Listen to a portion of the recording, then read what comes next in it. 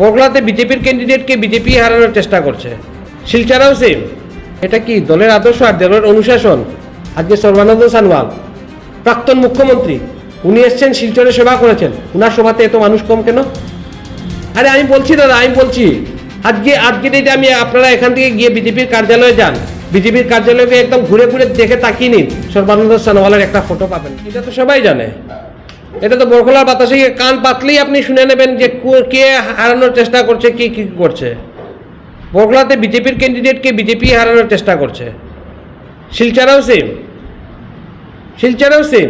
এটা কি দলের আদর্শ আর দলের অনুশাসন? এটা দলের আদর্শ আর দলের অনুশাসন। আমি তো যে সংগঠনে আছি সেই সংগঠনের অনুশাসন মেনে আমি নিজে বিষ পান করে নিয়েছি আমি সংগঠনের অনুশাসনকে মানার জন্যে। আমি বলছি তো আমি সংগঠনের অনুশাসন মেনেছি, কিন্তু তার জন্য আমাকে উদাহরণবাসীরও মনে দুঃখ দিতে হয়েছে। আজকে আমাকে তো সরিয়ে নিলেন উদাহরণ কনস্টিটিউয়েন্সি থেকে চক্রান্ত করে। আজকে বরখলা কনস্টিটিউয়েন্সিতে বিজেপির প্রার্থীকে কে হারাচ্ছে? বিজেপি দলেরই কোন শক্তি বিজেপির ক্যান্ডিডেটকে হারানোর জন্য উঠে পড়ে লেগে আছে? সেটার উত্তর কে দেবে? আজকে শিলচর সমষ্টিতে ডক্টর রাজদীপ রায়কে বিজেপির ক্যান্ডিডেটকে হারানোর জন্য বিজেপির কোন কোন শক্তি সক্রিয় হয়ে লেগে আছে, সেটা কে উত্তর দেবে? সেটা কি জানে না সংগঠন? আমাকে দাবানো যাবে না।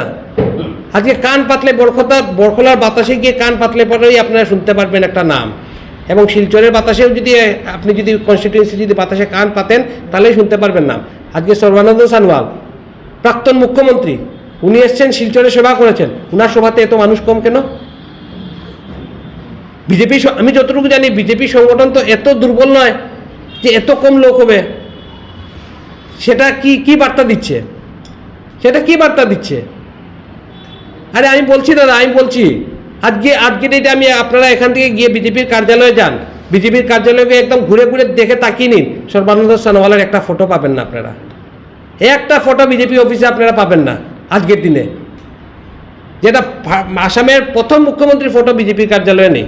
তো এইগুলো কথা বললে পরে আমি বলেছিলাম সেই দিনও, এবং ওরা চেষ্টা করেছে যে মিঠুনকে কিভাবে শেষ করে দেওয়া যায়। এজন্য এইগুলো মন্তব্য, যে আমার নামে যে এইগুলো ছড়ানো হচ্ছে একমাত্র আমার আওয়াজকে দাবানোর জন্য।